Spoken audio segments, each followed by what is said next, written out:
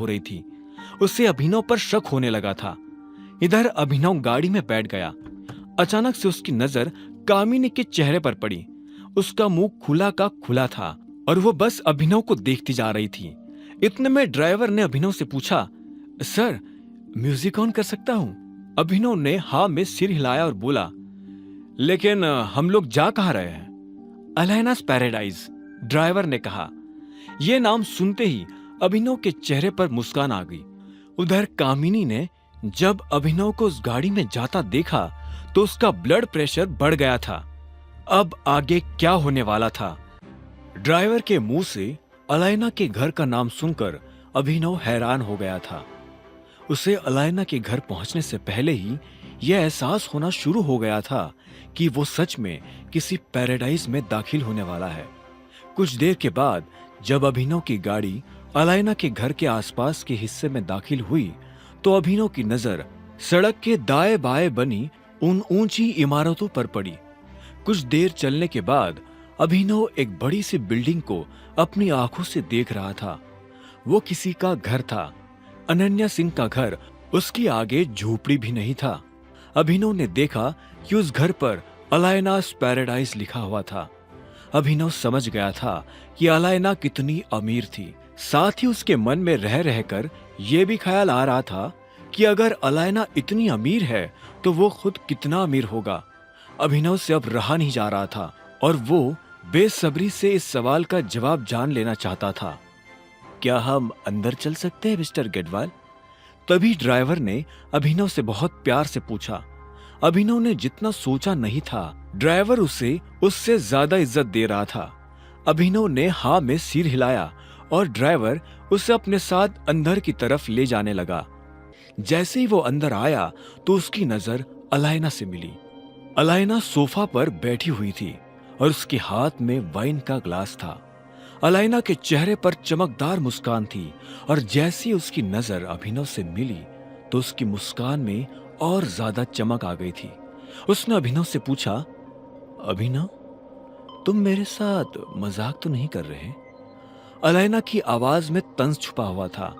इससे पहले कि अभिनव उसकी बात का कोई जवाब देता, अलायना अपनी जगह से उठी और उसने टेबल पर रखा दूसरा वाइन का ग्लास उठा लिया। वो धीरे धीरे अभिनव की तरफ बढ़ती जा रही थी। उसने अभिनव की तरफ दूसरा ग्लास बढ़ाते हुए पूछा, सारी दुनिया में तुम्हें शादी करने के लिए अनन्या सिंह ही मिली थी? ये सवाल सुनकर अभिनव हैरान हो गया। उसने एक पल के लिए अलायना की आंखों में देखा और बोला, तुम्हें ऐसा क्यों लगता है? तुम टाइगर हो और अनन्या सिंह का स्टेटस तुम्हारे स्टेटस से दूर दूर तक मैच नहीं करता है। कोई टाइगर किसी बकरी से शादी कैसे कर सकता है? मुझे नहीं लगता कि तुम्हें इस बात से कोई फर्क पड़ना चाहिए नंदिता कि मैंने किससे शादी की है। तुम इस मामले में अपनी राय मुझे ना दो तो ही अच्छा है। इतना कहते ही अभिनव ने अलायना की आंखों में देखा और वाइन का ग्लास अपने होठों से लगा लिया।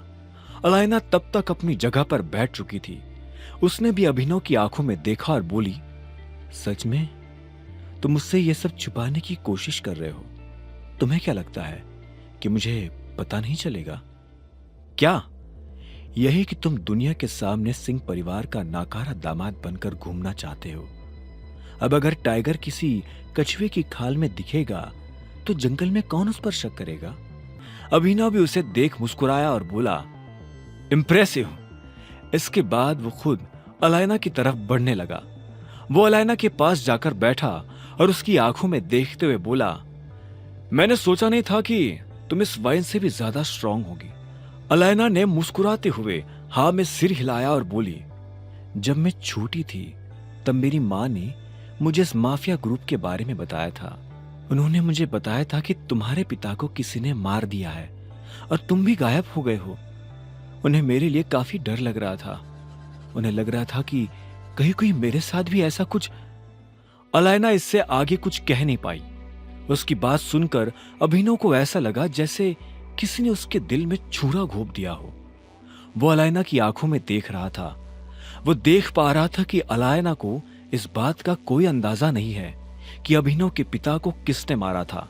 इतने में अलायना ने पूछा, एक बात मुझे सच सच बताओ अभिनव, तुम अनन्या सिंह के साथ क्यों हो? क्या तुम उससे प्यार करते हो? अभिनव ने इस सवाल के जवाब में पहले अपना ग्लास ध्यान से टेबल पर रखा और फिर कहा, मुझे नहीं लगता कि आज के बाद हमें इस तरह से मिलना चाहिए।